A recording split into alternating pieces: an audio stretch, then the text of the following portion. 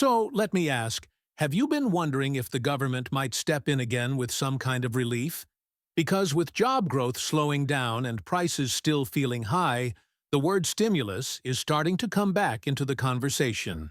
And now, with President Trump calling on the Federal Reserve to lower interest rates, that pressure is building. When the economy shows signs of cooling like it is right now, it often raises the question, will the government take action to help? That could mean changes in interest rates or other forms of support that might impact your income, your bills, or your ability to keep up. And understanding how all of this fits together can help you know what to expect and what to prepare for. So, let me know in the comments. Have you been feeling the slowdown personally? And if you want to stay up to date with real info that affects your money, go ahead and hit that subscribe button. It really helps. So, here's what happened. ADP, the payroll processing company that tracks private sector hiring, released their May report, and it showed that only 37,000 new jobs were added. That's way below the 110,000 economists were expecting. That's a big gap. In fact, it's the weakest hiring pace we've seen in over 2 years. And this kind of slowdown makes people nervous because hiring is usually one of the clearest signs of economic health. And when those numbers start to fade, it sends a signal something is shifting. Right after that report dropped, President Trump called out Federal Reserve Chair Jerome Powell, saying it's time to lower interest rates. He even gave him a nickname, Too Late Powell, and pointed out that Europe has already cut rates 9 times. The message was pretty clear. The U.S. is falling behind, and the Fed needs to respond now. Now, why does that matter to you? Well, interest. Rates affect almost everything. Your mortgage, your credit card, your car loan, even the interest you earn on savings. When rates go down, it becomes cheaper to borrow and often easier to spend. That can help keep the economy moving. But it's also a signal that policymakers are worried about a slowdown and are trying to soften the landing.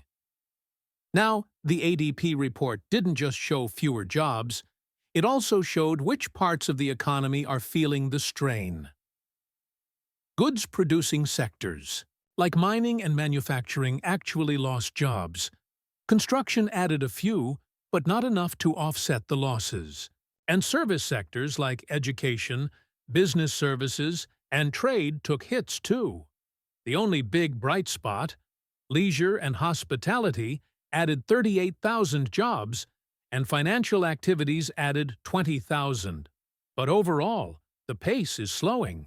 And here's something worth noting. Small businesses, which often reflect local economic health, lost 13,000 jobs. Large companies lost about 3,000. The only group adding jobs in a meaningful way were mid-size firms. That uneven growth tells us this isn't a broad-based recovery anymore. It's starting to split. Now, despite the hiring slowdown, wages are still holding steady. Workers who stayed in their jobs saw a 4.5% increase from last year. People who changed jobs got a 7% raise. So, income is still growing, but that growth might not last if hiring continues to shrink. And all of this puts pressure on the Federal Reserve. The Fed's job is to balance economic growth with price stability, keeping inflation under control. Lately, they've been cautious, holding interest rates steady between 4.25 and 4.5%. They said they're watching the data. But now, with job growth stalling and the service sector starting to contract, that data is pointing in a different direction. So, the big question on everyone's mind is whether the Fed will cut interest rates soon. And if they do, what happens next? And here's where the topic of stimulus starts to come back into the spotlight. Lower interest rates are one form of stimulus. They're meant to encourage borrowing and investment.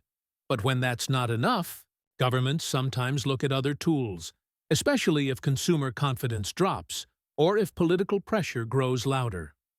We're not there yet, but we're closer than we were a month ago. There's also a lot of tension between the White House and the Fed right now. Trump is pushing hard for rate cuts. While Powell is sticking to a wait-and-see approach behind closed doors, Trump has reportedly told Powell that by not acting, the Fed is putting the U.S. at a disadvantage compared to places like China and the EU. Publicly, Powell has said the Fed will only act based on data, not politics. But the pressure is building, and markets are noticing. After the ADP report, traders increased their bets that a rate cut will happen by the Fed's July meeting. The chances jumped from 24% to 30% in a single day, and now there's a 78% chance we'll see at least 2 rate cuts before the year ends. And why does that matter? Because when markets start expecting cuts, they begin pricing them in. That affects bond yields, lending, mortgages, and it shapes how businesses plan for the future. It also creates momentum, and momentum often leads to bigger policy shifts, especially when there's a presidential push behind them. Now, you might be wondering if things get worse. What kinds of stimulus options are actually on the table? It could be anything from infrastructure spending to targeted tax relief. It might involve support for small businesses or incentives to boost consumer demand. And yes, in some situations, direct financial support for individuals has been used. But none of that happens without a broader shift in Washington, and that usually starts with data like this jobs report. Another thing to keep in mind is timing. These types of conversations don't turn into action overnight. But the signs we're seeing now, slowing jobs, political urgency, falling service activity, these are often what come before bigger decisions. And what's more, there's already some concern that tariffs and other economic policies might put extra strain on certain industries. If that happens, and people start to feel the pinch more directly, the calls for stimulus of any kind could grow louder. So then, where does that leave you? If you're watching all this and wondering what to do, here's my advice. Stay informed. Don't panic, and focus on the fundamentals. Make sure your financial cushion is in place. Be mindful of big purchases, and keep an eye on how interest rates could affect your credit, your loans, or your saving strategy. Just pausing for a moment to share something important with you. We've partnered with Chapter, a service we feel confident recommending for clear, honest Medicare help. They'll connect you with a licensed advisor, compare every Medicare plan in your area, and help you save money. Most people save around $100 a year.